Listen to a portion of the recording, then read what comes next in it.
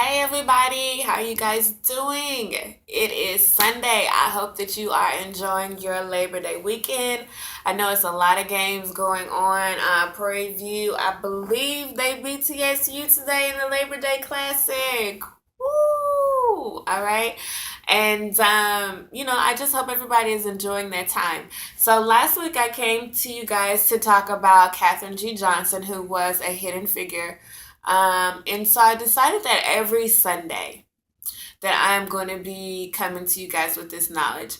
And so what I decided to call it is Sunday School Lessons. Yes, absolutely. Sunday School Lessons. America needs to be taken to school about true American history. Yes, that includes Black history. So today, we are going to be talking about Mr. Frederick McKinley Jones, ladies and gentlemen. I don't know if you can see this picture right here. You see this handsome man right here? Mr. Frederick McKinley Jones. This man has an amazing story, guys. Like, when it comes to those, our ancestors, the people that came before us, especially under the type of oppression and things that they had to go through, there is no excuses as to why we aren't great and why we aren't doing more and being more. There's no excuses because these people literally started from the bottom to the top. So y'all just get a good look at Mr. Frederick Jones, okay? So this man has over 64 patents. Mm-hmm. Inventions, guys. So, let's just get into his story. He was born May 17th in 1893 in Cincinnati, Ohio. Okay. Shortly after he was born, his mother left. And so it was just him and his father, who was an Irish man. At the age of 7, his father sent him off to Catholic school, of course, to, get an education. Things became difficult for him to support his son, raising him, so he sent him to school. At the age of 9, his father died. So he was in the Catholic school, and at that point, he was being raised by one of the priests within the Catholic school. At the age of 11, Mr. Jones decided that he was sick and tired and he ran away from the Catholic school where he was. It does not say, I have not come across, what actually occurred, but it does say that he ran away from the school at the age of 11. And so he went back home to Cincinnati, Ohio, where at the age of 12, he found work as a mechanic. That was always an interest of his, engineering. What you can basically say about Mr. Jones is that he was self taught. He was self taught. He believed in finding different ways of doing things outside of the institutionalized way of learning, which I think that is amazing, especially back then. I mean, how much more are things institutionalized today? Like with math, it's only one way to do a math problem. Not really, but they want everybody to do the same thing. Well, he didn't believe in that. He would find, tons of ways to do one thing, and he would do it different from what, he was being taught. So he was, self taught, self made. He had the interest in doing things with his hands, and that's what he did. He made his living out of that. At the age of 12, you guys, he was working as a mechanic, okay?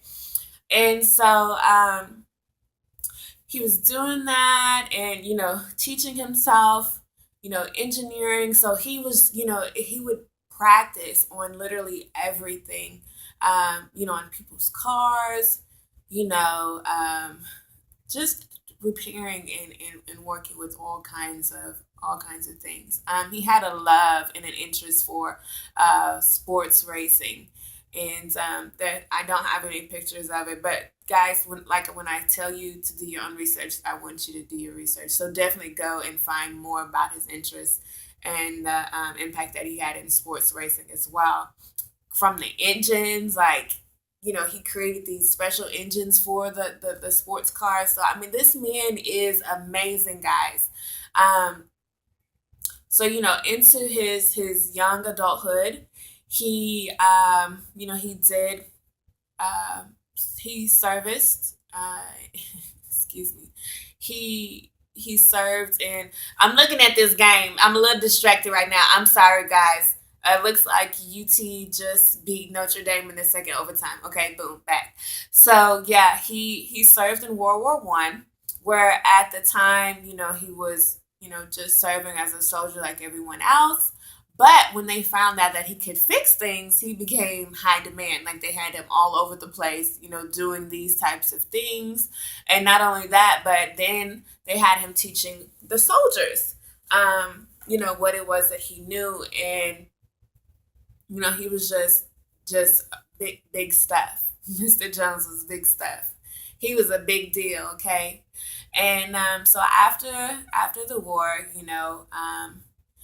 came back and he went back to doing, the same things that he was always doing. So he created, ladies and gentlemen, he created the air conditioner and refrigerator units for the trucks. So when you see, these big diesels going down the road and they're carrying our food and things like that nature, Frederick McKinley Jones, he did that. He made that possible, right? So you probably would never guess that a black man had his hand in that. But guess what? He did. He created it. And, back then, of course, that was a big deal because they were transporting foods, but, they weren't able to keep them cool. And he created this portable refrigerator unit. Actually, the majority of his patents that he has were towards the units that he created. Okay, 64 patents, and the majority of them went to the refrigeration. So outside of the refrigerator units, he also created sound equipment. And so this was like a big deal, especially for the film industry back in the day.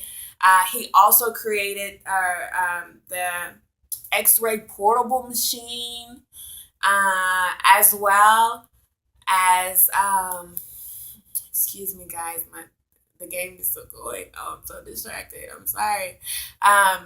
As well as what am I trying to say? I said the portable X-ray unit, the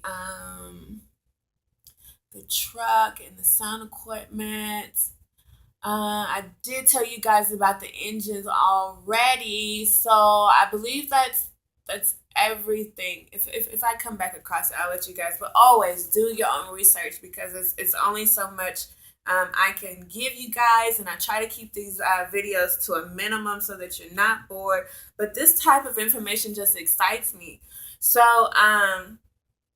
yeah, I mean he was a big deal. Oh, here it is. He built the transmitter needed for broadcasting programs for the radio station. How awesome is that? Like, amazing, amazing. And so, once he came back after the war, he was still doing hands-on things. And here's a side note here, right? So here's a side note for my brothers. I love my brothers, okay? So don't think that there's any shade here whatsoever. None. It's all love. So when it comes to, I know we are living in hard times right now, and it's hard for people to find a job. But brothers, there is no excuse. When this man came back, wherever the work was, that's where he went. And I know, it may be difficult because you may have kids, family, whatever. But there is no excuse. Even if there isn't work anywhere, you create the work. Okay? You have intuition, you have talent, you have gifts inside of you. And all you have to do is stir that stuff up, practice it, work on it, and boom, you got yourself a business. or boom, you got yourself, an invention, something that, you can use to advance or enhance the world, and boom, that's money. So I need you guys, I need my brothers and ladies too. I need you guys to look here. If you do not listen to Power Talk this past week, I had Dr. Jalal Hayes and Dr. Rick Wallace. They were on the show, and we were talking about basically getting to the root of the issues in terms of why we as Black people don't support one another in business. And so, aside from other things, but one of the things that I took from both men is that intuition and innovation were two of the things that they both brought to the table. And so, what that tells me, and what I want you to know is the things that we are looking for, that we want to happen, are one here. Here, right? Not only that, but the gifts and things that our talents, cultivate these innovative inventions. And that's the kind of people that we are. That's the kind of people that we have always been. And so I need you guys to remember that, okay? All right. So, Mr. Jones, he was the talk of the town, and, people were seeking after this guy.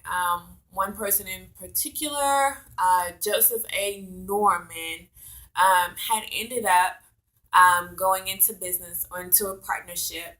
I do this because I was not there, so I don't know what that partnership looked like. It was probably something totally different back then than what we know a partnership to be today. Reason being, that era of time. So, it's said that, they created a partnership together in terms of the refrigeration trucks. The name of the company was U.S. Thermo King Company, which later became to be known as, which I believe is something that we have heard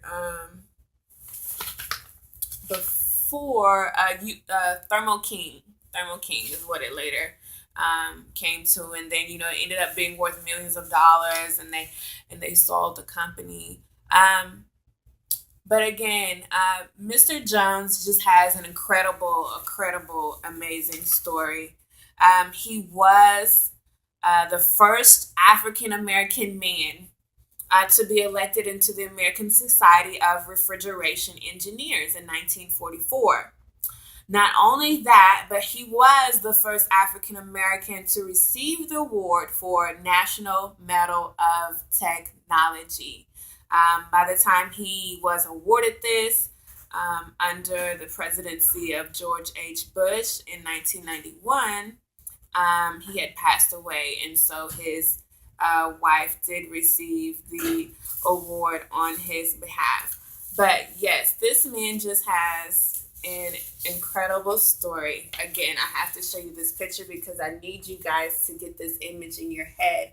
So whenever you see these refrigeration trucks, the air conditioner, portable x-ray machines, sound equipment, the basis of this came from this man here, Mr. Frederick McKinley Jones. So I hope that you guys were able to take away something today. This was a short segment. I just wanted to make sure that I did come to you guys.